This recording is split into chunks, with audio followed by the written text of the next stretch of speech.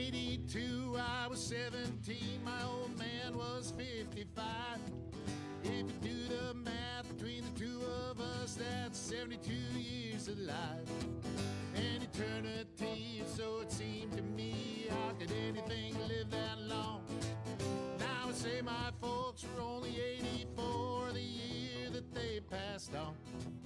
For a little while it seems you got time to choose your dreams. Pretty soon you look around and you see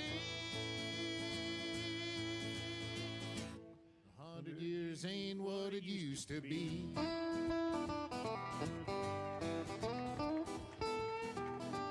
And my grandpa Roy, when he was a boy in 1904, he was taught by men who fought in the actual Civil War.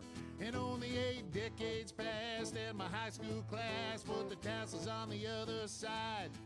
Started on our way full of naivete on the great American ride. The months and years slide past, each more quickly than the last. Pretty soon you look around and you'll see 100 years ain't what it used to be. Oh, Johnny! Oh, yeah.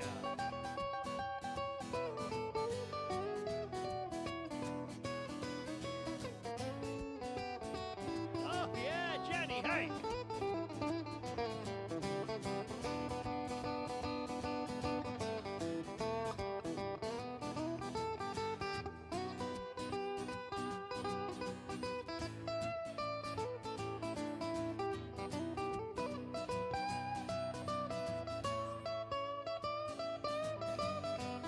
Oh, yeah. He did the guitar face. Ibuprofen's under buy again in my online shopping cart. Every week I learn of something else I should be doing for my heart. If I use the wrong pillow, I might have trouble getting out of bed. My hair grows in my ears and nose now more than on my head. Josh Arnold. What if I lose all my news? Josh Arnold, Oh, God. investment consultant, brings you Garage Logic podcast number 1750. April 3rd, 2026. 80 degrees, the record high on this day. That was in 1921. And it was as chilly as 9 degrees in 1954. And in 2018 on this day, we had one of those April blizzards, got about 8 inches. Ice outs. Minnetonka. Love Minnetonka. Went out 1921. Let me see. That was the same day as the record high temp for this day. 1976, 1995, 1998, and 2007. White Bear Lake also went out on this day in 1995 and 1998. Call Josh Arnold at 952-925-5608 for a free 48-minute consultation. Flashlight King. And now, from the mayor's office above the boathouse on the east shore of Spoon Lake, it's Garage Logic with Chris Reavers manning Technology Corner, Kenny Olson from the Krabby Coffee Shop, John Heidt in the newsroom, and of course, the rookie. Here is your Flashlight King, Fireworks Commissioner, and the Keeper of Common Sense, your mayor, Joe Souchere. I have a note from Katie Tierney, who calls herself the Forgotten GLer, because one time I guess I didn't know her. I'm very familiar with that Tierney. And she writes, "Hail the Flashlight King." Hail you! I had a conversation with Kendall Qualls this morning, and your name came up. This is dated today. He told me to tell you hello and that he wishes you well, but he will not come on the show because you have a hex upon you. It's a jinx. Thank you. I thought you would enjoy that. Always pushing back. Katie, the Forgotten GLer, East Union, Minnesota. Go Kendall. Go Kendall. I have forgotten about her. How would I have known about her? Well, she's the Forgotten GLer. I guess I forgot about the forgotten GLer. And she's not the Tierney's that's related to the Mauers. Okay, that's a relief. Yes. Thank That's you how for it that. came up. That's how it came up. I thought she was a Tierney. It's Good Friday.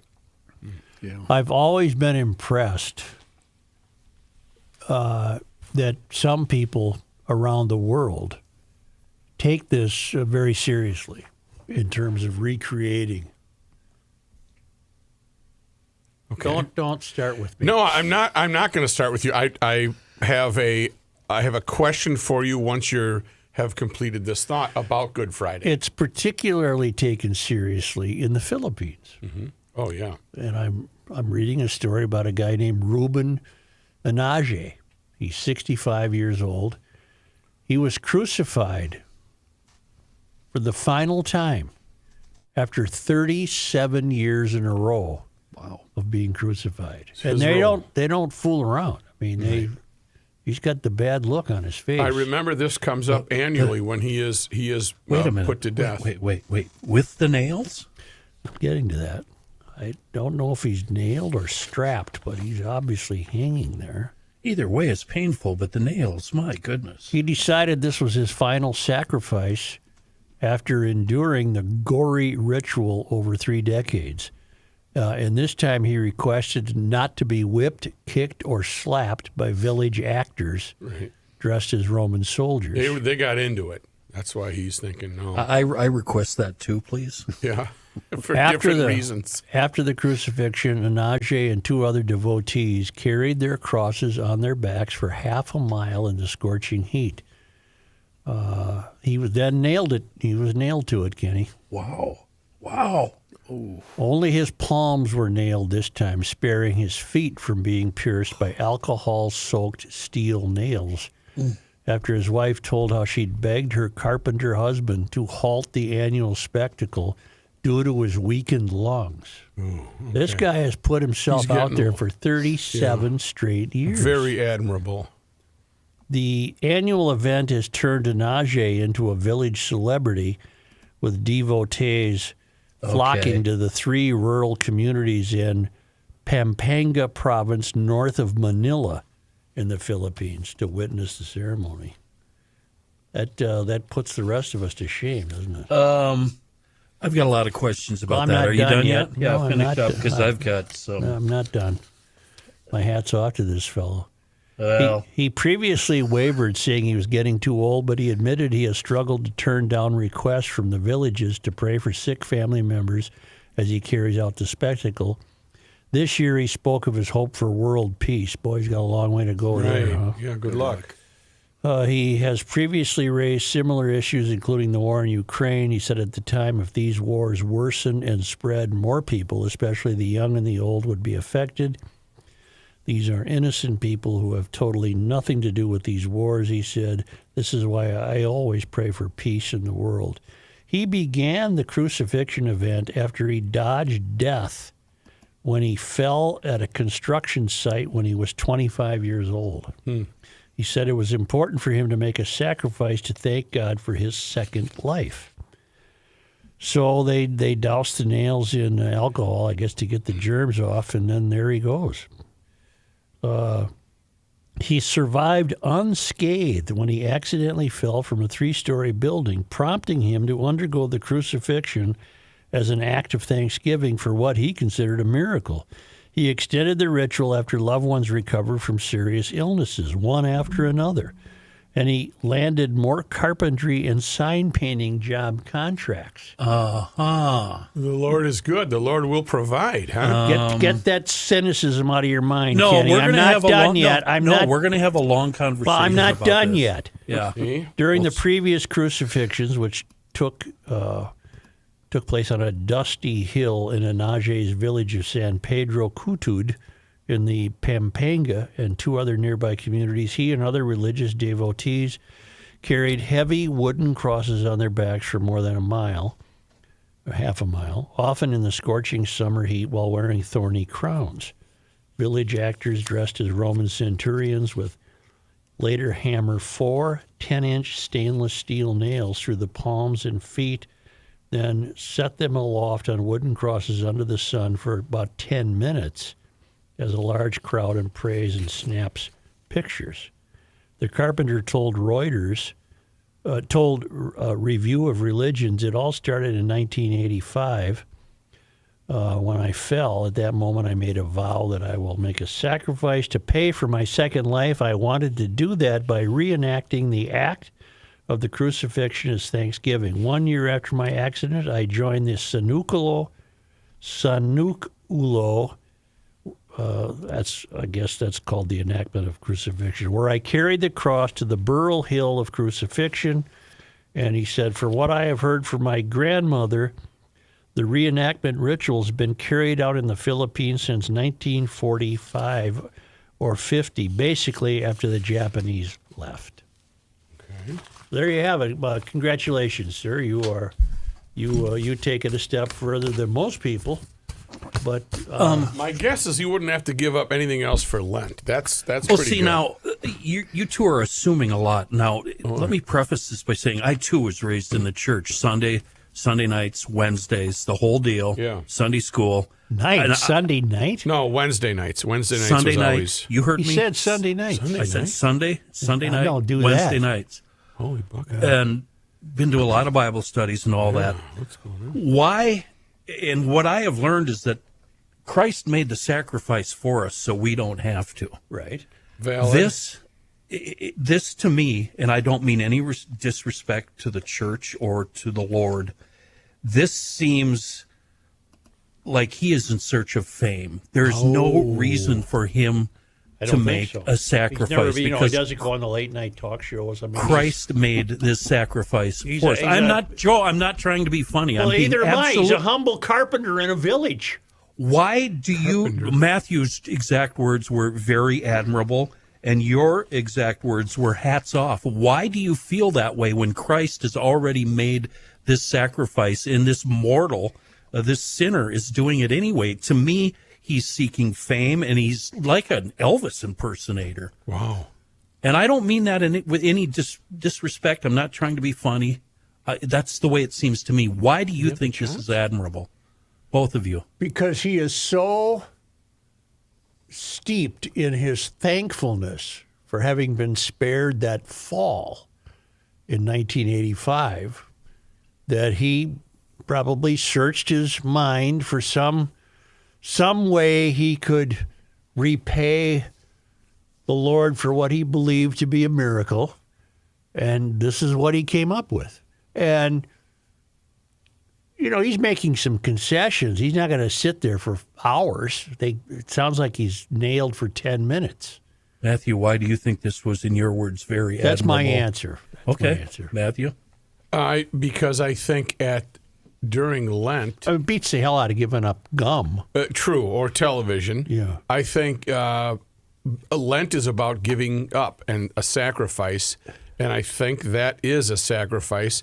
To Joe's point, he's not going on the circuit. This is his one. He's a village carpenter. But Kenny, if he was capitalizing on it, I would agree with you. Come on, bro. You're just trying to be.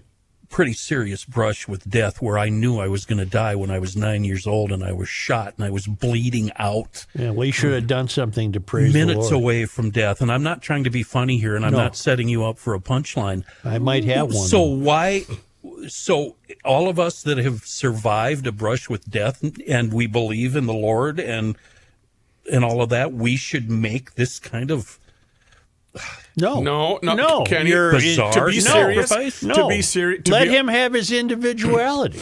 In all seriousness, You don't have to do it. And You're still a good guy. You don't have to worry about it. Yeah, that's what my point was going to be. In all seriousness, you can't judge. It's got to be for God okay. that. All right. If he does have ill intentions, he's got to pay for that at the gate. That's retribution there. Hey, Do you think the obviously they must. The hands must heal up within the following year. Then, boy, I don't know. I look at seriously. That would be. kind of see, I got pain. that Dupuytren syndrome or whatever that's called. I got a little you can't. Like those knots Right, in you there. look like you played NFL football. But I can still put my hand flat on a table, so I'm not going to do anything about it. But I think maybe that would disqualify me.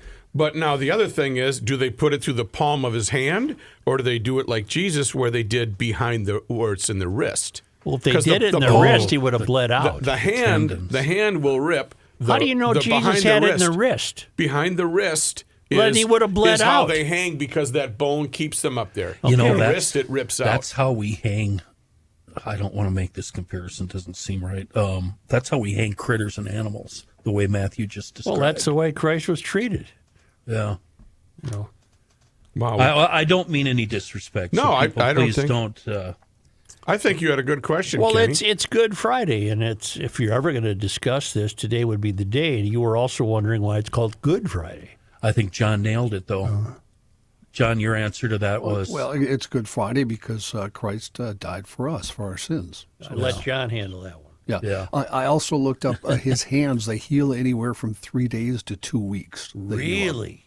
Yeah. Maybe he's I am got such the- a wussy. I would ask for Novocaine. So Well, my he hands did were say numb. he did say this time. Let's skip the whipping. Yeah, and hang on here. It's right through the middle of the hand. That's I'm what looking I at thought. a Yeah. picture Wow. of it right now. Yeah. So Wow. What do See, you? we have a newsman who will verify this. Yeah, right. He's fallen away, but he can come back anytime. One of my problems with the church was that we couldn't have discussions like this. I certainly couldn't do it during church, and then I would go to Bible study, and instead of me getting answers and having a discussion like this, I would be told, well, you're a sinner, and you lack faith, and we're going to pray for you.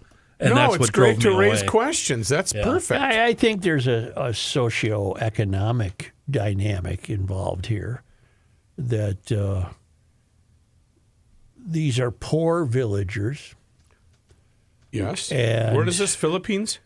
the Philippines, and I had a Philippine classmate in high school, and I wish I would have thought to ask him about this. He may have known. Although I think we were in high school predating the arrival of this fellow to do this. Now, do you remember back in The 1995? Philippine kids, there was a time apparently when a lot of Philippine kids were shipped over here to Christian Brothers schools to go to school. Oh, really? Yeah. And I don't know if this guy I'm thinking of, he wasn't going back. With a sponsor, or to be adopted for life? No, I don't know how it worked. Okay. Again, I was remiss. You weren't paying any attention. I guess I You were worried wasn't. about making the hockey team. Yeah. You know, you're a kid and you're looking around and you're seeing guys driving GTOs and pinball machines and the band Heart playing. I think I'd want to stick around. Well, because when I was in high school, the parking lot was a car show. Yeah, I'd want to stick around the United States. And then now it's not. It's like the German prisoners of war we had over here during World War II. And after the war ended, they didn't want to go back. No. I was reminded today. I'm looking at a picture of this fellow, and he's not faking the agony that he's in. I don't Well, doubt if he's it. got nails through his. Look at that. Yeah, he looks like he. Is he getting a little help there on the biceps? Yeah, he does have some don't think leather straps helping hold Okay. him I up. mean, I'm. But Oh, they get okay, three people, good. and I think the They other got the two robbers, they got Barabbas and the other guy. But Barabbas and Skip Town. These are two different guys. well, these guys aren't getting any publicity. We don't even know their names. We only know the main guy, Reuben. Oh, the guys on either side. Yeah. Right. I wonder if they're understudies. Hey, and I got to say this: it's not much of a crowd. No, I expected a bigger crowd there. There's probably about. It's not arena seating or anything like that. Right. It's just. It's not even on a hill. Well, there's a hill. I think that bare Oh, is that a ground incline? is supposed to represent a hill that we Okay. can't really tell from the camera angle. But boy, the other two guys. What was the name of the hill? It's escaping me. Calvary? No, what was the hill Christ The was hill killed was, on? Sermon John, on, are you typing? Sermon on the Mount? I'm not. I'm reading a story about this fella still. What was the I'll look it up. Golgath or something Yeah, like that? something. Yeah. Golgotha. Golgotha. Well, okay. Golgotha in Aramaic or Calvary in Latin, which translates to place of the skull. But the other villagers really get into it because they got the whole Roman uniforms. The guy's got the He's Roman got the helmet centurion. on, and Hey, Peter. this is honest to God. They really get.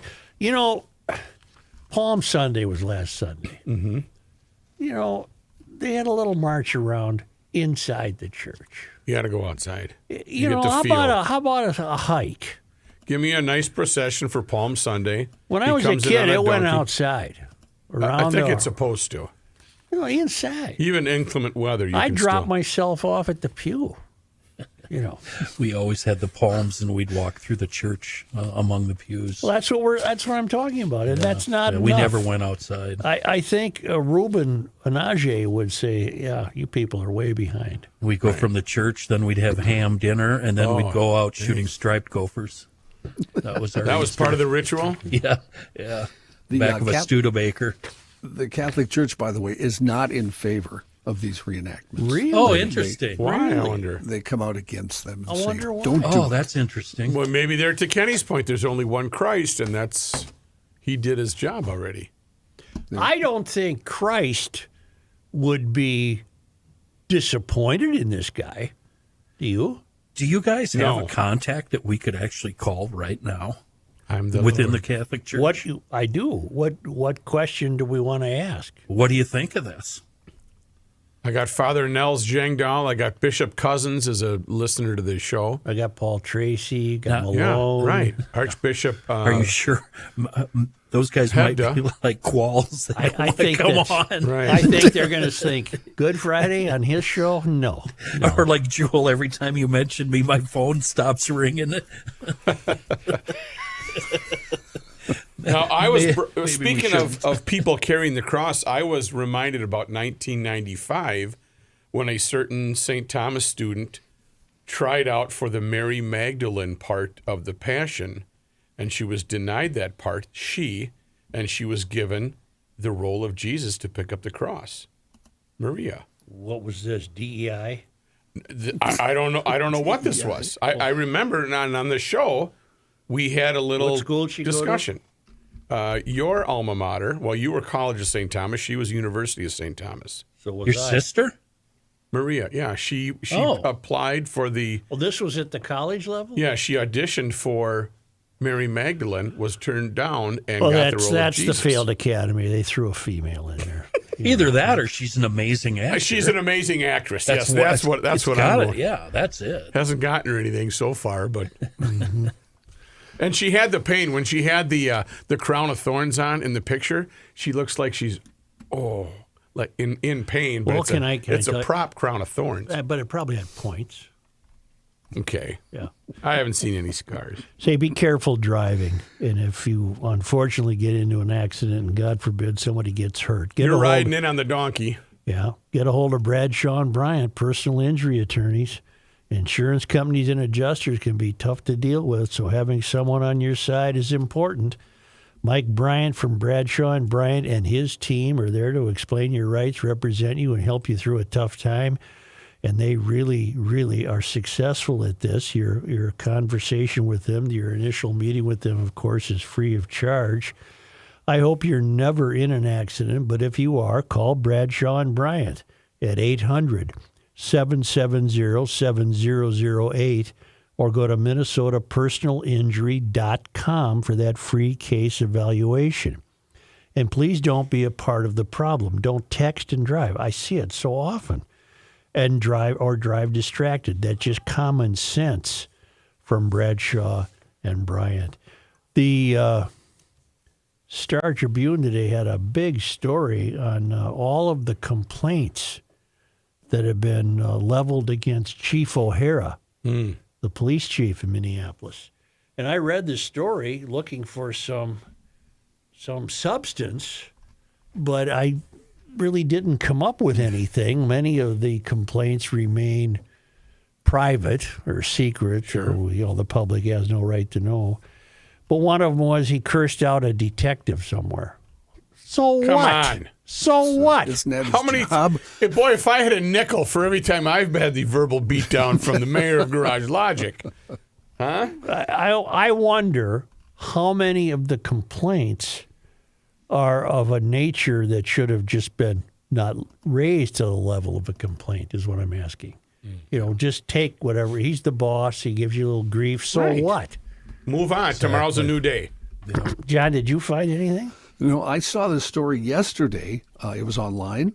Yeah. And I read through it thinking, well, this is kind of much ado about nothing. It's just normal little, things you'd say about anybody. I mean, there's got to be some give and take. And, of course, the Mysterian influence, I'm not saying the cops are getting to the point of holding an orange card, like the new Democratic Party in Canada. But there is Mysterianism creeping through all of American culture. Yes. And but God forbid somebody gets embarrassed or somebody gets yelled at. That's too bad. That's what happens. You need to have thick skin in your job. And if they're right, okay. If they're wrong, then make your point.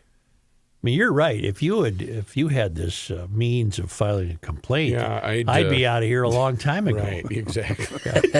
And I tried, but they kept calling you back, so you must be pretty good. There is that case of Timberlake, who evidently had a checkered past from Virginia. Yeah, I read that. Yeah. But that story was around, 2 years ago? That was a public story at the time, and pretty he old. And he didn't stay here, right? No, he got gassed right away. Yeah. So unless you come out and tell me something more, I guess I'm not too alarmed. I think police chiefs in modern America, the closer you get to the country's tallest buildings, are in a hopeless situation. When you see who governs the cities, the closer you get to the country's tallest buildings, how can a police chief of all people possibly act in an agreeable fashion for those people? You think Robin Wansley and Aisha Chugtai and the rest of these screwballs care about law enforcement? No, I don't think so. Hell no. And some of that seeps into just the public consciousness. Oh, don't hassle me, officer. I'm going to file a complaint. Oh, go bleep yourself. Right. So I think that We're becoming soft. well, we are. GLers I'm not. aren't. Right. I'm just GLers aren't. mainstay. By the way, speaking of GLers, I got it right here. We got it right here. You got a little fanfare for No, we don't have our that. Garage Logic? The of the year? GLer of the week. We're going to get it out in time this week. Good Friday, you shouldn't have any fanfare, I think, though. You shouldn't. We're not having any. Okay, good. It's simple. Why don't you be quiet? Huh? Who is it? Why don't you get talking here? GLer of the week is Brian Banker of Ham Lake, Minnesota. Oh. He's been a town council member for a year now. I bet he's surprised to hear his name, Joe. Yeah, we were mentioning You're the him. big tumbler. We were mentioning him in the town council portion of the show before the show started. So he gets the syrup from Master's Maples and the whole deal, the gift package and the seasoning and the. So congratulations, Brian Banker of Ham Lake, Minnesota, is the GLer of the week. Yeah. And a fellow took up my challenge yesterday when I wondered about why Trump pardoned Joseph Schwartz, the nursing home kingpin who really left a lot of people in the lurch, but got a 10-year sentence, and Trump pardoned him 3 months into it.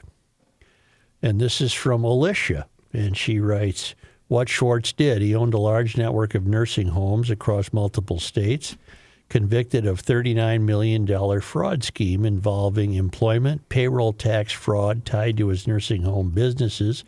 His company's collapse affected thousands of residents and employees. He pleaded guilty to the fraud charges. Trump's action. Well, he got a full pardon just this past November, issued 3-year sentence. I'm sorry, not 10 years. He issued a pardon 3 months into Schwartz's 3-year prison sentence. Why Trump said he pardoned him. The White House and supporters pointed to several reasons. Claimed overly harsh punishment. 3 years for that kind of fraud? I don't think that's overly harsh. Prosecutors had recommended a lighter sentence. The judge imposed a longer one. Argument, punishment didn't fit the circumstances. There was a not personal enrichment argument. Defense claimed Schwartz wasn't trying to personally profit in the traditional sense. It was framed as a failing business situation, mismanagement rather than outright exploitation. Health and age concerns. Schwartz was described as older and in declining health. That was used as a justification for leniency. And Schwartz reportedly paid millions in restitution before the pardon. All right. I'll leave it up to the public to decide.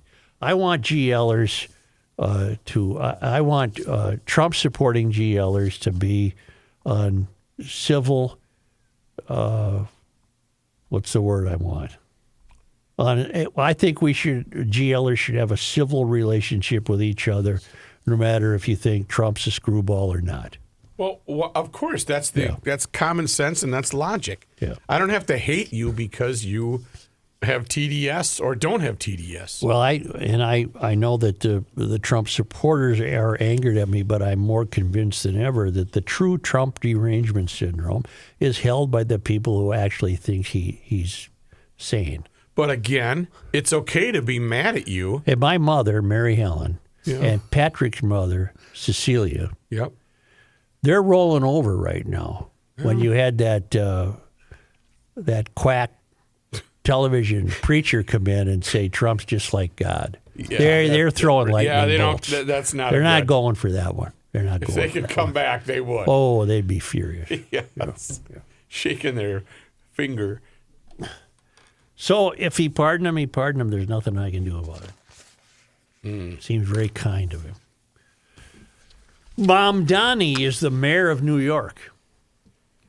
When you get closer to the country's tallest buildings, that's ground zero. That's the tallest buildings. Yep. And they're now governed by a Marxist. He wants to add 80 new activists to his staff at a cost of $10 million. Please tell me the people of New York are going to reject this and say, we don't have that kind of money. How could they stop him? He wants to he's got a budget, he right? wants to bring aboard at least 79 new staffers to the tune of $10 million to work on pet projects, despite the city facing a $5.4 billion budget gap. The new hires include an enforcer of economic justice, World Cup managers, and a special advisor to the advocacy community, raising concerns from some Democrats about political favoritism and wasteful spending. Well, of course that's what it is. Mamdani's hiring spree comes as he calls for higher taxes on the wealthy and corporations to help close the budget deficit, leading critics to accuse him of hypocrisy and misusing taxpayer funds for political gain. The rapid expansion of City Hall's payroll also raises questions about the mayor's priorities and leadership during a time of fiscal constraints. Well, New Yorkers, we've tried to warn you from this little flyover area where we're located. When you are governed by socialists and Marxists, you're in big trouble. The new positions include an enforcer of economic justice with a salary of up to $200,000. And I got news for you. That's a job that can never be measured for achievement. They'll just lie and say we're achieving a great deal. 2 World Cup managers. Now, obviously that means soccer, the World Cup. Mm-hmm. That's not going to New York, is it? I thought the World Cup was going to be in L.A. I thought it was also in Well, Los Angeles. they're probably looking for future sites. What the hell do you need 2 World Cup managers for? Because the other one can't do his job. Do they happen to be his family members? He wants a $155,000 a year senior advisor for legislative advocacy. That cannot be measured for achievement. But whatever that is. Mamdani is also looking to expand the city's Washington, D.C. office and add staff to his newly created Office of Economic Justice and Office of Mass Engagement. Okay, the final, the 2026 FIFA World Cup, the final will be held at MetLife Stadium in New Jersey with the opening match at Sophie Stadium in Los Angeles. Oh, okay. 11 cities in the U.S. they're playing games at. Oh, and she wraps up in New York? New Jersey. Is that New Jersey and then L.A. for the it says the final is held in New Jersey. Yes. Let's stop right there. Yeah. We got skipped. We know that's probably why he needs 2 World Cup managers. Yep. All right. Critics say the mayor is hypocritically spending money they don't have on supporters and breaking the law by using taxpayer dollars for political benefit. The new hires were listed in job postings this month, April. Has there been a... And the World Cup tournament is expected to take place in June. The Office of Mass Engagement. That's What does that fantastic. Who knows? How do you gauge success on that? It doesn't mean anything. The current mayor of New York, Mamdani, elected on a progressive socialist platform. He has Julie Su on board. She's a controversial Biden-era official who was recently appointed to head Mamdani's Office of Economic Justice. She's in for a pretty good payday. Eric Adams, Mamdani's predecessor as mayor of New York. I don't know what that is. They're just listing the former guys. Bill de Blasio. The city's budget process will continue in the coming months, with Mamdani pushing for higher taxes on the wealthy and corporations to close the deficit. The new hires will likely face scrutiny from the city council and other critics as the budget negotiations unfold. Mamdani's hiring spree has raised concerns about political favoritism, wasteful spending, and a lack of fiscal responsibility. I think by definition, Marxists don't have fiscal responsibility. Right. The mayor's actions appear to clash with his calls for shared sacrifice from New Yorkers, undermining his leadership and credibility. Well, I hope you awaken in time, New York. I doubt it. 79 assistants. 79, 80 new assistants. Joe, did you watch The Sopranos? Religiously. You remember when I think it was Richie Aprile took over that sporting goods store and Vaguely. just drove it into the ground and destroyed the guy that owned it? Yeah. That's what Mamdani is doing to New York. New York He's style. just driving it into the ground. He's going to bleed it dry. Well, it's not like people weren't warned. Well, they voted him for it. I guess that's what they want. They knew what they wanted. I just can't believe there's that many people in New York that would accept that. There's too many Matthew, people full of common sense. We say that, though, about Ilhan Omar and her district in Minneapolis. You know, it's happening to us. We say it about national elections on occasion. We say it. It's a global phenomenon. I know, but right we're now. schleps. New Yorkers don't like to get played. Well, They're out for revenge if they get played. they've never been played like they're getting played. now. Right. Well, they invited the bear into the living room. Now they get to dance with the bear. Mm-hmm. Sometimes you eat the bear. Sometimes the bear eats you. Actually, Kenny, it's not a bear. It's a bar. It's a bar. It's a bar. Sometimes the bar eats you and you eat the bar. I like Matthew, I have a serious question on a different note for you. What season do you think it is right now? Well, first of all, I like your style, Kenny. You don't even come I close. would say 'tis the season when you walk outside when there wasn't 4 inches of snow. There's no and snow. you see little patches of green grass and you say, how in the heck am I going to make my entire lawn look that beautiful? Wrong answer. The correct answer, if you were paying attention to the start of the show when Joe gave the ice outs, is it's open water season. See? Oh, open water season. I thought there were still some ice outs. My And apologies. if you'd have paid attention to the mayor, you'd know that more and more lakes are opening every day, and that's where Warner's Dock in New Richmond comes in. The perfect place to find your new Alumacraft fishing boat.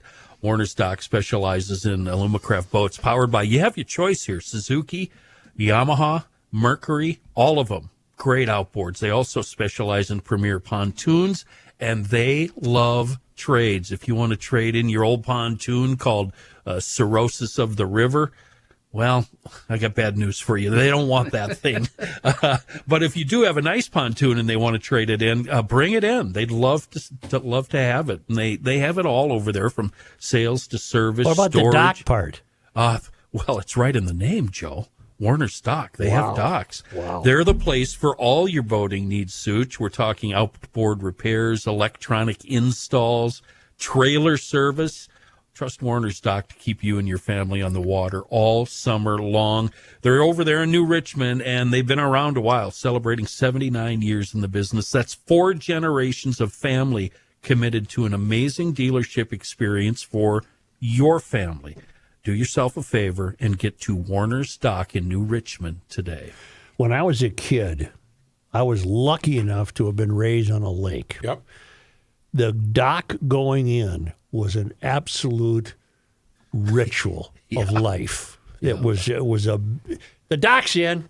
It was a big deal, and every little part of the lake had their own dock guy. Okay, and the logistics, was this a family operation, or did you call Ray, and Ray came and we didn't have great outfits like Kenny just talked about. Or it makes we it didn't easy. have that. We always rounded up the neighbors, and we'd all do about 3 or 4 docks that day. We called Bob White.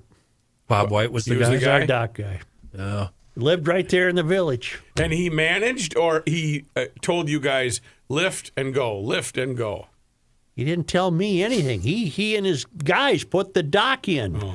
The dock, you'd come home from school one day and the dock would be in. It was a miracle. And that Let's was, be clear, Matthew. Now, these are docks with posts that you pound in. Big posts. We're not and talking nails wheels and here. you don't hammers. just roll them in like they do now. No. No. These were wood. Oh, wow, yeah. These were guaranteed to give you a sliver every time you walked on it. Yeah. Dragging your feet. Kids would line up every night to get the slivers taken out of their feet.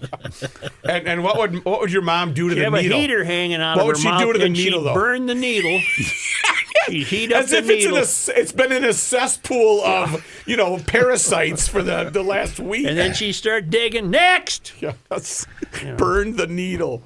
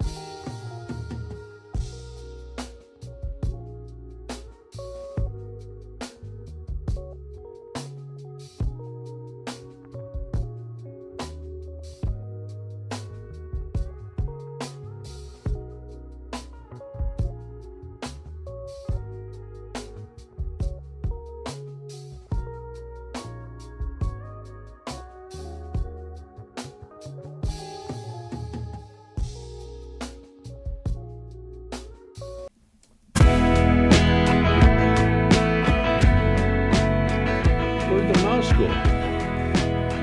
Where in the hell's the mouse? Where's the mouse? Lost the mouse. Well, we lost the mouse. Here it is. There it is. How did it get way over there? The Earth is not your mother. Yes. The Joe Souchere Show. If your garage door did not make it through the winter, get a new door from Precision Door, and there are models for every budget. Think what a new door can do: increase the value of your home, save energy, provide better security. And right now, a special offer from Precision Door. Get $400 trade-in credit for your old garage door when you purchase a new garage door. If your garage door did make it through the winter, but you don't like the sound she's making, you can book a $79 safe and sound package, and Precision Door will throw the diagnostic tests at your current door and come up with some reasons you might want to consider to continue getting a lot of use out of that door. Book online at precisiondoormn.com or call Precision Door at 612-263-6985 to schedule your free on-site new door estimate or book a Precision Door safe and sound package. Here is John Heidt in his centrally located newsroom. Central to what? I don't know. St. Cloud. Just You're near checking. St. You're up by St. Yeah. Cloud. Yeah, up between St. Cloud and you guys. Yeah. This news is brought to you by... John, I blew it. Hello? What? I got a tick update. That's right. Go ahead. Here's today's Tick update. I heard from a very reliable source that you are going to hear quite a bit about ticks in May and June. Oh, really? And that a noted pharmaceutical company is just going to be coming out with a tick vaccine somewhat later. You don't tell me. That's all I'm going to tell you. That's a tick update. That would That be is a tease. amazing. That's a tease. Wouldn't that be something? I know I'm somebody. not offering that as a ray of hope. I'm offering that as collusion. Inside What's the information. word? Trickery. Should we be Trickeration. Should we be investing in a pharmaceutical? Don't know company? which one it is. Oh, Well, I do. You but left I'm out a not big gonna piece say. of the puzzle. Well, I'm not investing. I'm just not going to say, because what if it Sure, isn't true? Okay, Bernie. Yeah. This news update brought to you by North American Banking Company. Before the news update, let's do a little sports note. The Twins' home opener is today. They're supposed to play 3:10 first pitch against the Tampa Bay Rays. There's a big batch of rain coming right towards us right now, and it'll be chilly if they do play that game at Target Field. After starting the season with 2 road series, the Twins are at 2-4 on the young season. This club has no business opening at home this early. Yeah. 15 of the 21 outdoor openers in Bloomington were on or after April 15th. But that's because the season started so much later, Joe. Well, I don't care the reason. The season used to start April 10th, April 11th, right in there. And now Okay, it's yeah, all March. right. I'm looking Well, at. I'm just saying. We have gridlock on inbound 394 from Penn into downtown, but Going the to roads, the ball game? Yeah, well, I don't know if it's ball game related, but the roads are dry so far. John, is there rain headed our way? I just looked at the radar before because I wanted to check the weather, and it looks like the high will be around 41 or 42, and then the rain is about 10 miles south of the Twin Cities, a large glob. south. But it's Let me just go going to be south. rain, Well, correct? Pope. Yes. I it's can moving- live with rain. I Well, don't the want ball slush. club can't. I'm Snow not worried tomorrow. about the ball club. I'm worried Doesn't about Reavers me. live down in Jordan? We don't Yes. know where he is. He's been It's gone a long pouring time. in Jordan. Right Really? That area. I bet he's still at the ballpark with the kids. Yeah, he sent Kenny and I a very mysterious message last night about 10 o'clock. I still don't know what it means. I'll have to find out when I talk to him. So, I was left out. That's okay. and maybe he was drinking or something, In news, Minnesota's class of 2025 posted the highest 4-year graduation rate in state history. That's new data from the Minnesota Department of Education. The second year in a row that schools statewide have reached record graduation marks. In 2025, 84.9% of Minnesota seniors graduated, up from 84.2% in 2024. The data also shows improving graduation rates in basically every demographic group and a slight narrowing of achievement gaps by race, although significant disparities do still remain. About 90% of Asian and white students graduated in 4 years last year. Students identifying as two or more races, 80%, Black, 76.4%, and Hispanic or Latino, 72.4%. We cannot accept 85% as a graduation rate. And that was an improvement, wasn't it? Right. That's unbelievable. 15%? Yeah. Wow. 15% don't graduate? Right. We're at 85%. You can't give me the world They're these ditch diggers, going to That's let BS. you go pretty much they for are. anything. I think. That's actually the highest ever, Rook. That's what my wife and I were talking about this morning. I can't believe that's the highest. Did the 15% not graduate on purpose because they just left? That I don't know. You know, they went to work on Maggie's farm or whatever. I got news for you. I don't believe the 85% figure. I believe people are getting graduated who obviously should not be. Well, that would be the case of Matthew and I, where the parents went into the teachers and said, really, you want to deal with him one more year? Why don't you just give him a D plus and get him out of there? Yeah, the minimum capacity. A Plymouth child care attendant had a blood alcohol concentration of 0.356 when she lost motor function and fell on top of a child, according to charging documents. 21-year-old Anya Kyosongseng was arrested February 23rd after she allegedly got drunk while on her lunch break and, quote, deteriorated while caring for children, according to the complaint.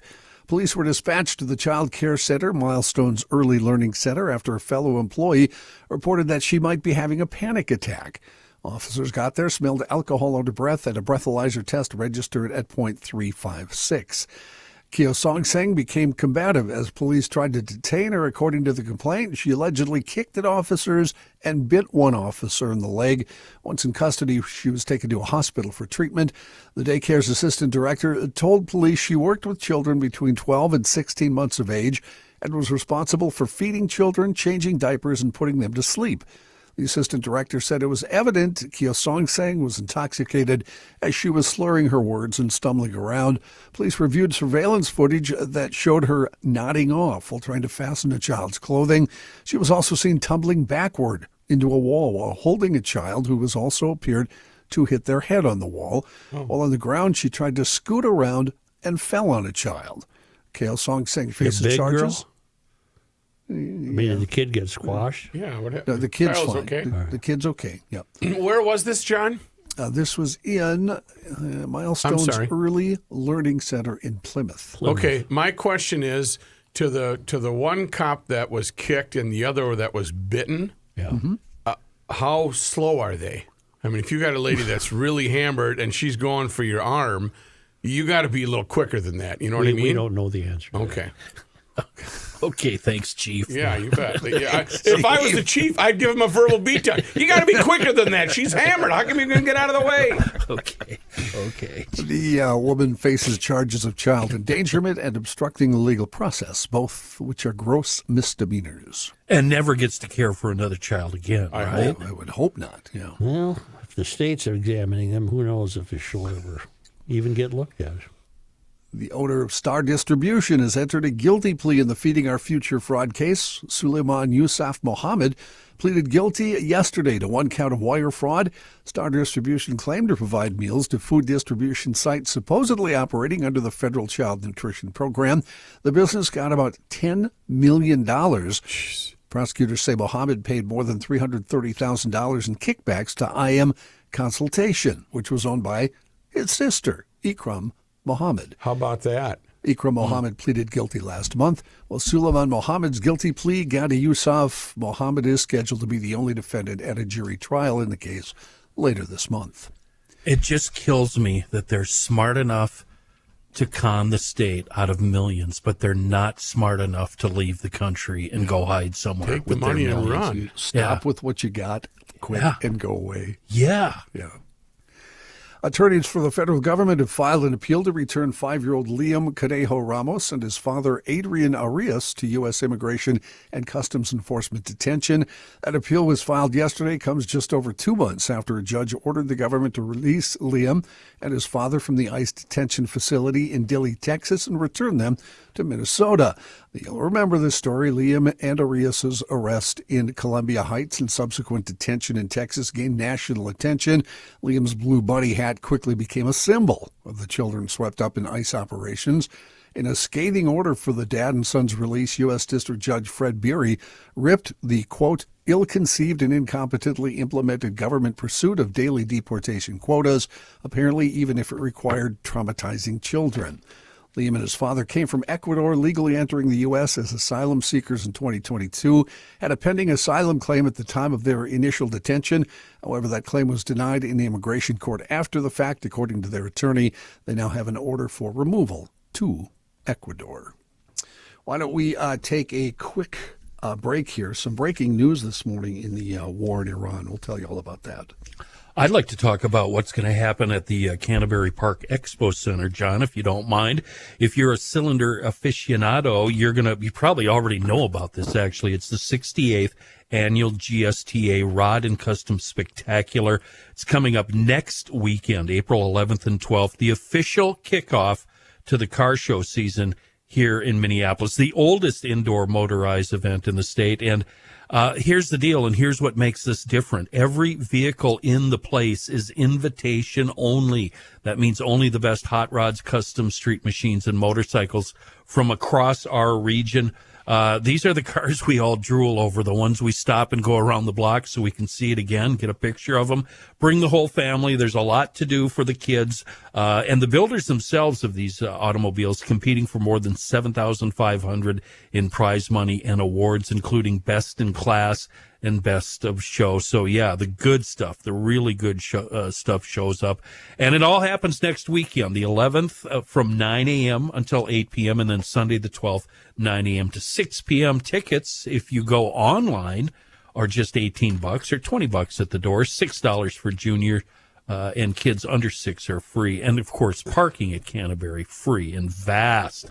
Get those tickets. Go to GSTARod-Custom.com. One more time, GSTARod-Custom.com. Johnny?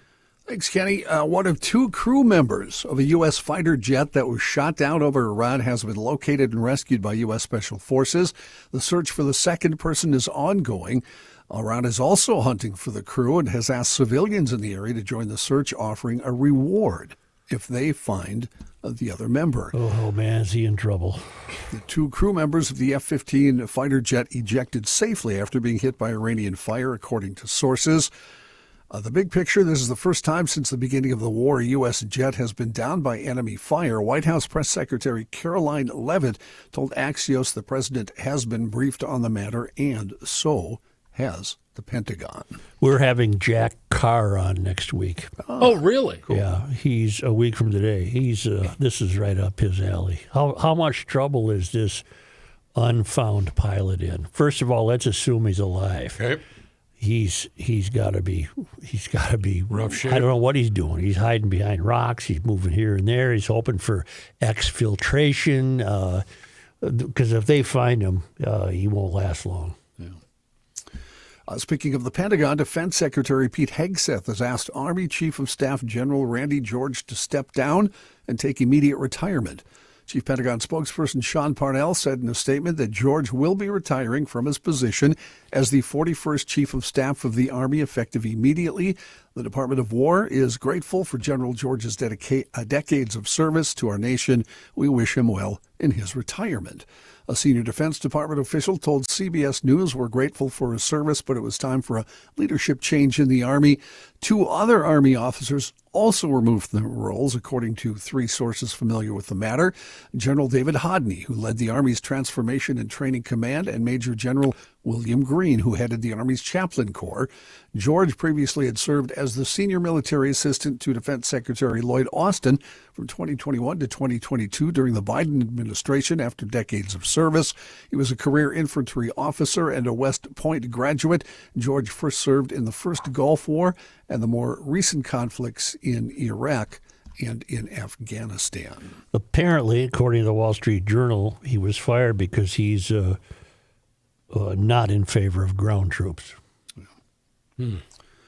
Britain accused Iran of holding the world's economy hostage yesterday as diplomats from more than 40 countries held talks on ways to reopen the Strait of Hormuz, a vital shipping route choked off by the U.S.-Israeli war against Iran. The U.S. did not attend the meeting, which came after President Trump made clear that he thinks securing the waterway closed as a consequence of the war is not America's job. Trump also disparaged America's European allies in a speech for failing to support the war and renewed his threats to pull the U.S. out of NATO. Meanwhile, Iran fired more missiles at Israel and Gulf states yesterday, demonstrating their ability to strike the neighbors, even as the president says the threat from the country was almost eliminated. Good economic news this morning. Hiring across the U.S. rebounded in March after falling sharply the previous month. Employees added 178,000 jobs, according to new data from the Department of Labor. The March employment report beat consensus forecasts of 60,000 payroll gains last month. The unemployment rate dipped to 4.3% in March, down from 4.4% in the prior month. As we told you briefly during yesterday's show, when it first happened, President Trump firing Attorney General Pam Bondi yesterday, removing the country's top law enforcement officer after a 14-month tenure. Deputy Attorney General Todd Blanche will serve as acting Attorney General. The president is reportedly considering Lee Zeldin, the administrator of the Environmental Protection Agency, as a permanent replacement for Bondi.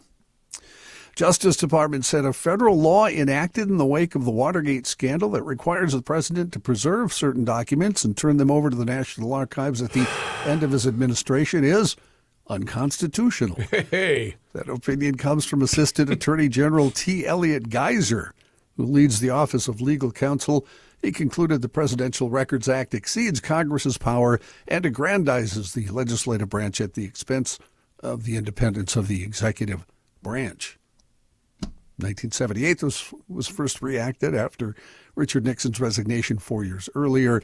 Law established presidential records belong to the U.S. government and not the president personally. So we can't take them all and throw them in his garage. Doesn't Nixon now, seem like a sympathetic crook compared to what we got now? Yeah, Do you mean, you know what? Bring them back. John, do you mean the tapes?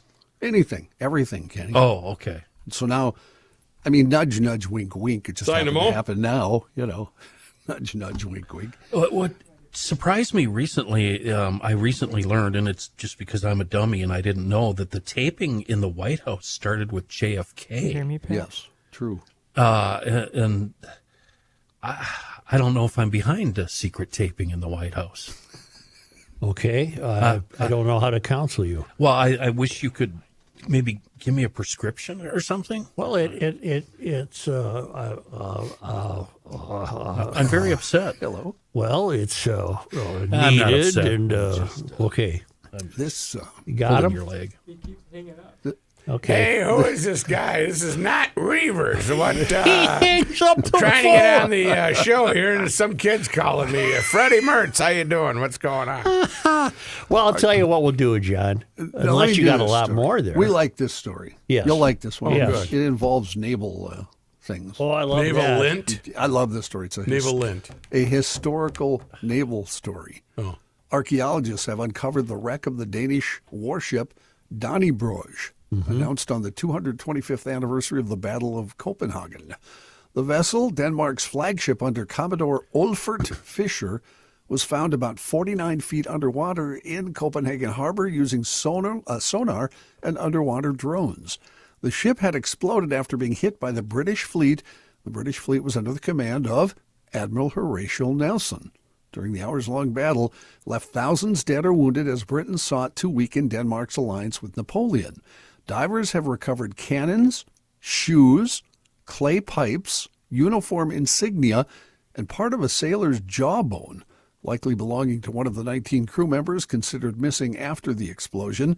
Divers are racing to excavate the wreck in murky waters before construction begins on a nearby coastal housing project. The battle, this is interesting, is traditionally associated with the phrase turning a blind eye. For Pete's sake. Here's why. Amidst the battle, Admiral Nelson, who was the Horatio Nelson, head of the British fleet, faced a critical moment when his superior, Admiral Sir Hyde Parker, signaled for retreat. Nelson, though, he had lost an eye in an earlier battle, and he didn't want to leave. He said, this is a strategically important thing. I got to keep pressing the attack. So he put his blind eye up to the telescope and said, I don't see any other ships. Let's continue. That is turned a blind It was eye. accurate. It was accurate. Turned a blind eye. That phrase came from That's that. fantastic. Wow. I love to know the origin of these Yeah. phrases. Yep. And Nelson also went on to win the battle. So he was right. Not only was he That's right. saying. I turned a blind eye. Right. John, you had me so engrossed there, I had to look him up. He's Admiral Nelson, 1st Viscount Nelson, 1st Duke of Bronte. There you go. Really? Yeah. Do we say Viscount or Viscount? I don't You're know what asking we the say. wrong guy. I have no idea. That reminds me, Rick, First time I've seen the word. Before our listeners embarrass you, I'm going to embarrass you. When you said FIFA, it's FIFA. Yeah, it's The FIFA. soccer Did I thing is FIFA? It's okay for us Like to FIFA. go after Rook. It's not okay for GLers to go There you after go. Rook. But I but agree. one side note, it's soccer, so who really cares? Oh, God. Singer. Say, John, we were just talking about the graduation rates. If you're tired of watching Minnesota's education system fail our kids, there's a chance to do something about it. Tuesday, April 14th, join the American Experiment crew at the state capitol for a school choice rally, because Cockwomble doesn't want you to have any choices. Right. We'll gather from noon to 1 o'clock at Cass Gilbert Memorial Park, just northeast of the Capitol, right before a major school choice hearing in the House.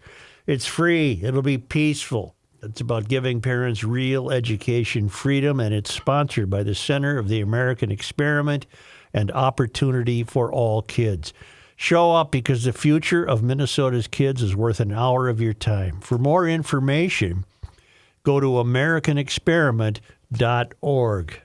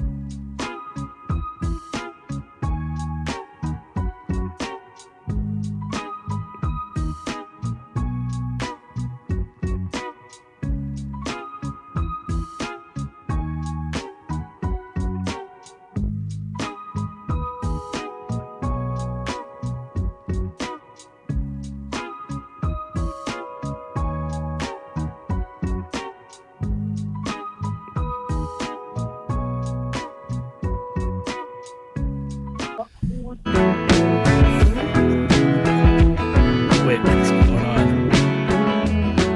This guy wears many hats, just not indoors. Joe Souchere. Hey, Patrick, Nice.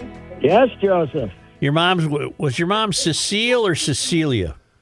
Cecilia, Jane Cecilia McDonough, but all the Irish back then went by their middle names, her whole family. So, and she was Cecil to everybody. Well, Cecil and Mary Helen are rolling over in their tomb, especially during Holy Week, when Trump brought his spiritual advisor to the White House, somebody who got a degree with a Quaker Oats box or something, and said that Trump is the equivalent of God. I don't think those two gals are going to go for it. She would not. She would not approve of that. That is for sure. Also, Mary Helen wouldn't be too excited about you being working right now instead of being at church from 12 to 3. We have we have always done the show on Good Friday. What about the Wow. Twins opener? Every year. I mean, the Twins are opening, for God's sakes. Kenny, I went on Twitter today to give myself credit for a great Good Friday moment. Yeah. That being, back when the Catholics ran New York, we were there with the Twins in about 1977, and the series was Thursday, Saturday, Sunday. They wouldn't play on Good Friday, right? Oh, yeah. They wouldn't play on Good Friday. So we were there Thursday, Saturday, Sunday, and Bob Fowler, my running mate, as Suits can verify, calls up to my room and says, "Let's go down to Times Square and see Behind the Green Door." And I said, On Good Friday? I said, if we get rained out tomorrow, maybe, but not Friday. Good Friday. That is a good note. My Irish mother would rise up from the cemetery at Fulda and come out to New York and slap me upside the head if I went and saw Behind the Green Door. Fortunately, now on Good Friday, you don't have to go to a movie if you want to watch porn. There's plenty of it's right there on your phone. At home. How convenient. Are you at the ballpark? I am at the ballpark. It just started raining profusely here, so I don't know if we're going to get started right at 3. The rain's supposed to last hour, a little over. But the $2 beers appear to be somewhat popular, and they gave away 5,000 beanies, so people were in line. Why don't you give away 30,000 beanies, and then you'll really have a long line, for God's sakes. This 5,000, when you're as popular as this team is, you shouldn't prevent anyone from having a beanie, right? Pat, they had a nice victory yesterday. Yes, they did. 3 home runs in the top of the ninth. And, that guy, that chucker might end up being in AAA here very soon. He served him up to 3 guys, but that was a needed win. And today, Tampa, this makes a lot of sense that to have Tampa here instead of maybe in Tampa home at this time of year. Tampa hasn't been home yet. Apparently, they're doing something with the Steinbrenner Field down there to make it more major league type, but I don't know. It doesn't make a lot of sense to me that Tampa Bay's on the road for the first 10 games of the season, and then, which would allow them to play more summer games when it rains every day. Right. So, Pat, despite the weather, is it festive? Does it feel like the opener? Not really. Oh, okay. I wouldn't. There's big $2 beer signs all over, though, so maybe I got to go out and actually check with the public here to see if they're consuming these or not. $2 beer is a hell of a bargain. They brought back Fox Deluxe, huh? Wow. And here's the good news, Brooke. We got a little rain delay because it's till the game starts, right? Mm-hmm. So I think they might get a little extra drinking time unless the Twins say, no, it was supposed to start at 3:10. You can't have a $2 beer. That's also a possibility. What, do you think it'll be sold out? Oh, God, no. No, they haven't even bragged about that. Dave St. Peter, in all his years of being the president of the team, he put endless energy into selling out the opener. I haven't seen quite that same energy this year. So. Mm-hmm. But I think they'll probably try to announce 30 or something. I don't know. This is the Twins' third opener. They opened Baltimore and they opened Kansas City. Mm-hmm. So Mr. Suhan at our paper wrote a column trying to say that the Twins and the owners should make peace. Mm-hmm. I haven't really gotten through all of it, but there are 500 comments telling him that he should die. So, in certain ways, the comments are so funny, Pat. Oh God, they just the thing is, back in late 90s, 2000, when Carl was accused of trying to contract the team. Mm-hmm. We didn't have social media to really roast him properly. You had to write a letter to the editor, Mm-hmm. So I think a guy trying to contract is a little worse than this, but apparently with the public it's not. So they have become the villains here for sure, even though the fact that they were going to, I guess people are mad because they said they were going to sell and then they didn't sell. Well, they didn't get the number that they thought they should have. But one of the reasons they cut payroll is their new partners thought they should. So I don't know what's going on. Pat, I'm starting to think, I don't know if this is good or bad. I'm starting to think like Sid might think about this. I think we'd be in terrible, terrible straits if we lost the club. Oh, yeah, that's true. And I don't think there's any possibility of that because they got a lease and all that. Although, they're trying to get the Hennepin County tax passed again through the legislature and, libraries and the hospital and then the ballpark. And what is it, 1/8 of a cent or what is it? I don't know. Rook, what is it, 1/8 of a cent or something? I think so. For all purchases in Minneapolis. It's in Minneapolis. I have no 1/8 idea. of a cent, it looks like. Yeah. And they can't get that through the legislature, but at this point. But well, what would they do with the 1/8 of a cent? Well, I don't know, make some more improvements to the ballpark. I don't know. Replace the carpet. The ballpark's fine. Yeah, it's certainly adequate for the needs for now. That's for sure. Oh, it's a great ballpark. The 1/8 of a cent sales tax reference in Minneapolis is part of a broader 0.75% metro area transportation sales tax that took effect to fund regional transit projects, including bus and rail initiatives. I think really the attendance is going to improve a lot as soon as we finish that Southwest trade. Yes. I think we're right on target there to have that thing by the next decade. Don't you think we'll have that baby? Well on our way.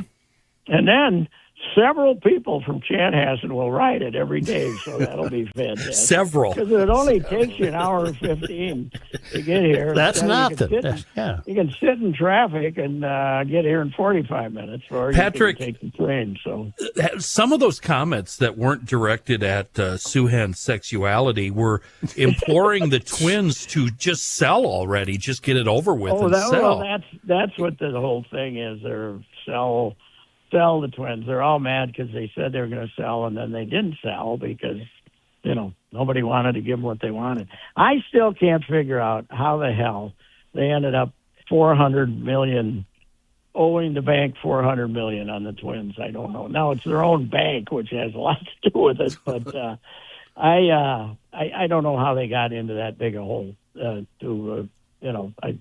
think every time they needed some money, they didn't pay it, of what they had. They borrowed it. But they borrowed it against the commercial buildings they own in Minneapolis, and now those things are half the value.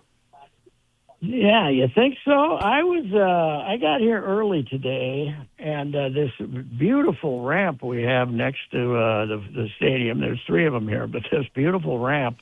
Now it'll have some traffic in it later. But just for giggles, the 4th, 5th, 6th, and 7th floors were all empty. So if it was a more normal business day, they have a ramp there for thousands of cars, and they might be parking 200 a day if they're lucky. Make people go to work. Do you think go to the office? Do you think there's a possibility that the Twin Cities people that live here would start a GoFundMe page for the poll ads, or do you think that's out of reach? Yeah. Hey, Pat, I want people to go to work in the office, even though I don't. You don't work in the office.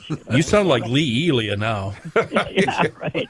Yes. Pat, there was never a doubt, but the Wild clinched the playoffs with the win over Vancouver last night. It's going to be them at Dallas. There's not much doubt now because Dallas won last night to stay 6 points ahead of them. Yeah. Right? 6 points. And we're getting near the nubbins here. What do we got left? 4 games or something? All I know is the deep run is threatened by having to play Dallas. Yeah, it is. But they could do it. They could do it. I think it's 50-50. I think it's 50-50. So Dallas plays very conservative, very defensive-oriented. How bad does Vancouver miss Hughes that they're dead last in the West? I think that was part of the plan, that they're just starting all over up there. Yeah, they must be. what did I see? Some big feud going on up there about something. I don't know what it was, But I love that town. And the only real experience I had there was in '03. As recently as '03 when we made our run, the Wild. They have not gotten out of the second round since '03, Joe. And I'm aware of that. Once, yeah. And they've only won in their history 4 series. Yeah. That's incredible. That's incredible. Why are we so mean to the Twins and not mean to these guys? Huh? There'll be meanness if they don't advance this year.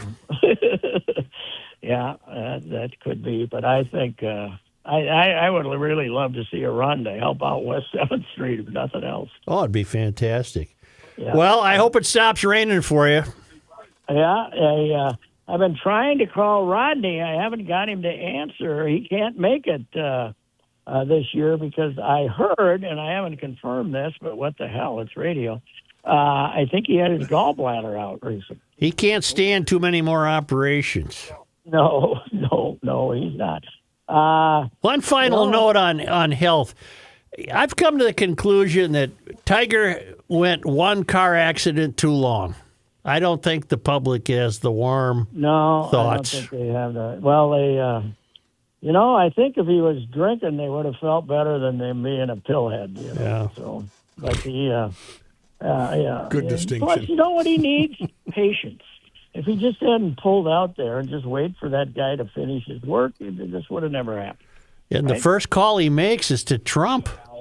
Yeah, that's can you get me out of this? Can you call the cops? Jeez Louise. Hey, how do you think the older folks who sent Donald into the presidency think it's a good idea to get rid of Medicare and Medicaid because we got to fight Iran? Do you think that one's going to float over? I don't think it's going too well, Pat. I think they're rethinking their vote right now as we speak. So wait a minute. He called the president for a pardon before the cops even showed We up? don't know if he was looking for a pardon, but he's standing there next to his turned-over car talking to Trump. Yeah, and when the cops pull up, he goes, hold on, I'm on the phone with the Trump. That's exactly what he said. I think he said he was on the phone when the accident happened with him and then stayed on the phone. I don't know. Wow. I don't know. I'll see he reminds me of the old town drunk when I was growing up, Doc Larson, who once a year would drive his car right into a storefront. Yeah. He drove into every single storefront in town. Yeah. I got to tell you that my editor at my aging editor at the legendary St. Cloud Times editor, Harold, I won't go with his last name, Harold would have a couple of toddies after he finished his editorial. And there used to be a car dealer on St. Germain, the main drag there. Yeah. And he turns the corner into the lights, starts going up the ramp where they're unloading cars. Jesus. That was a Rockford Files trick when he was trying to get away from somebody. He drove up onto the carrier. Got about 2/3 of the way over, and then the car just kind of tilted over on the side. Harold was still driving there. He was still gunning. He's on his side, still gunning it. And Harold, they took away Harold's license. That's best. I'll talk to you Monday.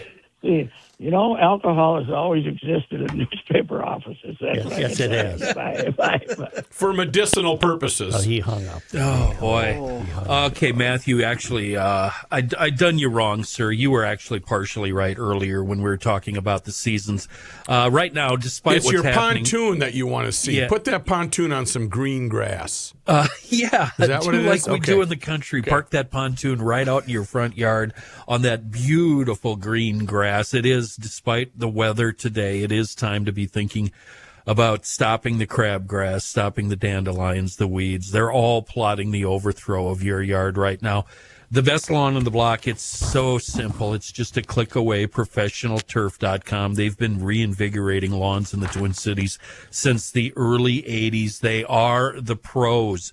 Go with the company that's been and that has long-term lawn care techs. We're talking about employees, very happy employees, by the way, that have been with the company 20 years or more. Log on to professionalturf.com. Get on the schedule. And that by that, I mean one of those seasoned techs They're going to come right out to your place, walk around with a clipboard, of course, and looking officious. And they'll come up with a program designed for your yard, a slow-release fertilizer and weed control program, granular and liquid. And next thing you know, you're going to have a beautiful, lush lawn free of dandelions, crabgrass, and broadleaf weeds. All you have to do is click on it, professionalturf.com.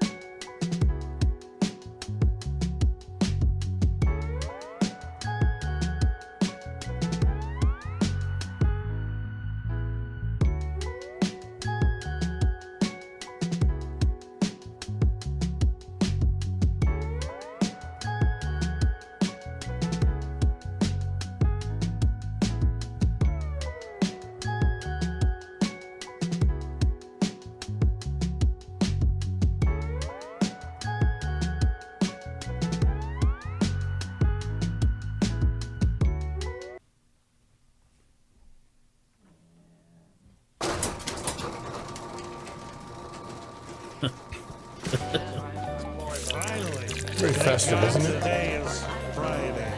TGTI Friday. Hey.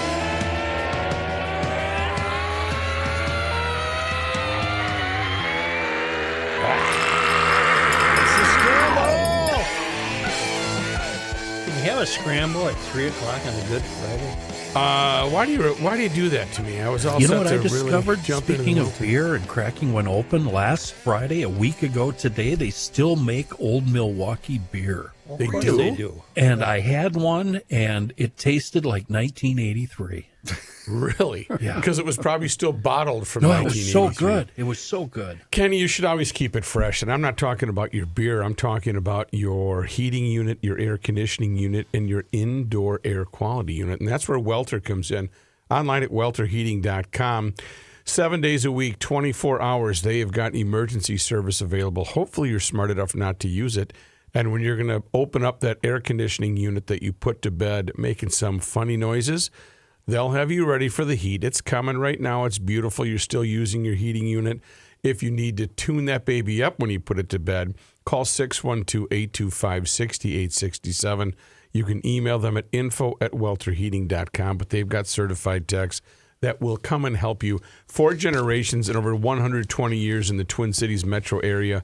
They know just about everything.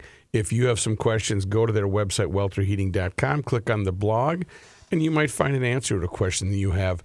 Happy Easter from the entire Welter family. They love being on Garage Logic, and they love that you patronize them when you need any type of heating or air conditioning needs. It's 612-825-6867. Remember, heat up or cool down your shelter with the fine folks from Ray and Welter. We have 4 adventurers about to circle the moon who rose into space in Artemis. the astronauts are going to see the far side of the moon. They're going to go around what we know as the dark side, yes, but it's called the far side. They have been told to pay particular attention to two key lunar features on the far side of the moon. What are they? The Oriental Basin and the South Pole Aitken Basin. Why? The latter is the largest impact crater, possibly the oldest, known to exist in the solar system. And see, we've never seen it. Both the basins date back about 4 billion years. Wow. A period known as the Late Heavy Bombardment, when a large number of asteroids were peppering both the moon and the Earth. This period coincides with when life was first getting started on Earth. One theory of how life on Earth started is that the first seeds of existence arrived on one of these asteroids. Evidence of these rocky lifeboats could still be lurking in the craters on the far side of the moon. Interesting. The moon is like a witness plate for everything that's actually happened to Earth, but has since been erased by our weathering processes and our tectonic processes and other geologic processes, Christina Koch, an Artemis II astronaut, said before the launch. We can actually learn more about the solar system foundation, more about how planets form, maybe around other stars, and more about the likelihood of life out there, starting with studying the moon. Holy mackerel. Only the Apollo astronauts have seen the far side of the moon, but it was largely in darkness. And they flew closer, which meant that their field of view was smaller. So what do we got, a big spotlight we're shining on it, or what? Well, Artemis II soars much higher than Apollo, about 4,600 miles above the lunar surface, giving astronauts a wider view and allowing them to see areas amid features of the far side that humans have never witnessed directly. Okay, here we go again. Let's go. Here we it comes, go again folks. with our dummies. Sit down. Will it be illuminated as they go around it? No, because the sun is behind it. Well, how are they going to see anything? There'll be some light from. Why am I asking you? I don't know. I should stop talking. I wish you would. Their eyes adjust to the darkness. They turn down the dash They're going to be lights. 4,600. They got to turn the radio The down. dome Yeah, light. they turn the the dash dome lights light down. on. Yeah. Well, what the hell? My favorite is still the far side. Larry, where were you? We waited and waited. Haven't you ever driven through North Dakota in the middle of the night? You're on 94 all by yourself. You turn the lights off for a mile or two, and you get, your eyes get accustomed to the darkness. Yeah. The moon rotates exactly once each time it orbits Earth to the same side always, so the same side always faces our planet. This phenomenon is known as tidal locking. The side we see as thin crust, so large impacts in the early part of the solar system's history cracked the surface, allowing molten lava to flood the crater floors and form the vast mare, M-A-R-E, or seas that we see from Earth. In contrast, the crust on the far side is much thicker, preventing cracking and keeping them as well-preserved time capsules. From their vantage point, the astronauts will be able to study the strange triple debris rings of the Oriental crater, located on the extreme western edge of the moon, which formed 3.8 billion years ago. Boy, that's a long time. Why do planets always have that molten core? Why does there always One study suggests, I'm not going to answer that. One study suggests that the rings formed when a 40-mile asteroid struck the surface, blasting about 816,000 cubic miles of debris into the sky before it came crashing back down. The material would have sloshed back and forth for 2 hours, eventually settling into the rings. Like a bathtub. Right. And it'll be hard for them to miss the South Pole Aitken Basin, a gigantic impact structure 1,600 miles wide, which features a strange, heavy area that extends 200 miles down. That could be iron nickel core of an ancient asteroid that became lodged in the moon 4.3 billion years ago. Serious question. This moon has been rode hard and put away It wet. really has been. Are we going to lose contact with Artemis when it goes That's a great question. Half an That's a hour, good question. Well, let me see here. they say for sure. They said a half hour? Half an hour to 40 minutes, they're going to not have contact. Joe, do you know what rage baiting is? No. Okay, I just wanted you to answer that truthfully for the GLers that have steam coming out of their ears right now and are slamming down on the keyboard. Well, I don't think I've said anything outrageous. I'm just merely pointing out what our four courageous adventurers are going to see. Gabe, what is the GL term for rage baiting? Because we're not trying to make people mad. Is this dum-dum baiting? I think we just call it talking. Oh, okay. It's just talking. All right. we Well, do. that's pretty simple. You know what would be really cool? To have one of those e-bikes on the moon to just be cruising up and down. If you got an e-bike Wow. tomorrow at EcoFun or today, Nice. Thank you. you know what? What? You could be riding Sunday. You would love it to the moon and back. Oh, man. I'm talking about EcoFun Motorsports in Forest Lake / Columbus, Highway 97, just west of the interstate. 400 electric bikes are on sale starting at $899. Over 130 motorcycles on display, scooters, youth recreational equipment, outdoor equipment. It's going to be the most fun store you've ever been in. Water equipment, wave runners and jet skis with a free $1,500 trailer to haul that baby up to the lake. You'll never be in a more fun store. EcoFun Motorsports in Forest Lake / Columbus. Buy an e-bike Saturday. You're riding all Sunday. Easter. Work You're off just that cruising. Easter Yeah, meal. let's go. It'll be great. And it's on Highway 97 west of 35 and down in Burnsville on the Service Road of Life near County Road 42 and a wonderful website. Be careful. EcoFunMotorsports.com. Only because they come to us all the way from Penguin, Tasmania, Australia, from the Traveling Lymans, who can be followed at worldwidewaftage.com. It was on this day It is April 3rd. in 1859, on this day in Wright County, Oscar F. Jackson was found not guilty of the murder of his neighbor, Henry Wallace. Although there was a good deal of evidence against Jackson, a forensic examination of Wallace's body did not offer sufficient proof of his guilt. After his acquittal on April 25, an angry mob lynched Jackson anyway in Wallace's house because the authorities in Wright County cooperated with the lynching. Governor Henry Sibley offered a $500 reward for their capture. These events marked the beginning of the Wright County War. On this day, April 3rd. in 1920, St. Paul's Union Station opened. Great, big, beautiful train station. It is beautiful. On this day in 1970, April 3rd. the former Greyhound bus station in Minneapolis opened its doors as a music club, the Depot. 12 years later, it would be renamed First Avenue by Steve McClellan, the booking agent of the club, and Jack Myers, the club's financial manager.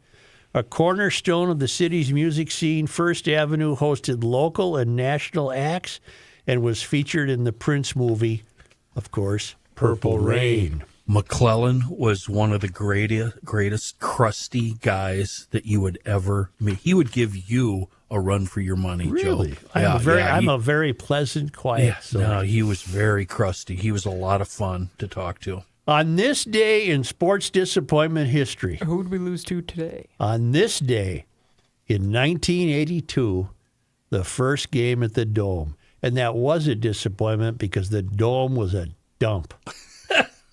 You still aren't over it. On this day April 3rd. in 1971, after signing that one-day contract yesterday on this day, Cal Luther rejected coaching the Gopher basketball team. Aha. Yeah. GLers, have a wonderful Easter, and thank you. Wow, what a great week we had in Garage Logic. And you know what?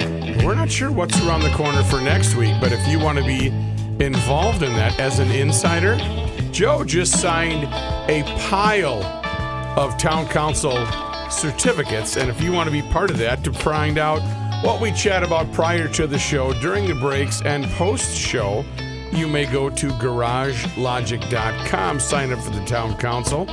Also, it's free, and you can sign up for the YouTube account that we have here, and you can watch the show. See what Joe wears every day and find out if he has suture paste on his chest each and every day. Also, I don't have any. You don't have today. Today you're good, but you might want to see what I'm nibbling on during the show, or what else Kenny's doing, or what Johnny Heidt is looking at in the background. No, I can be done. Right. GarageLogic.com. If we did birthdays, I'd wish my brother a happy birthday, but we don't. Sorry, Paul? Yes. Happy birthday, Paul, but we don't do that. We're done with the show.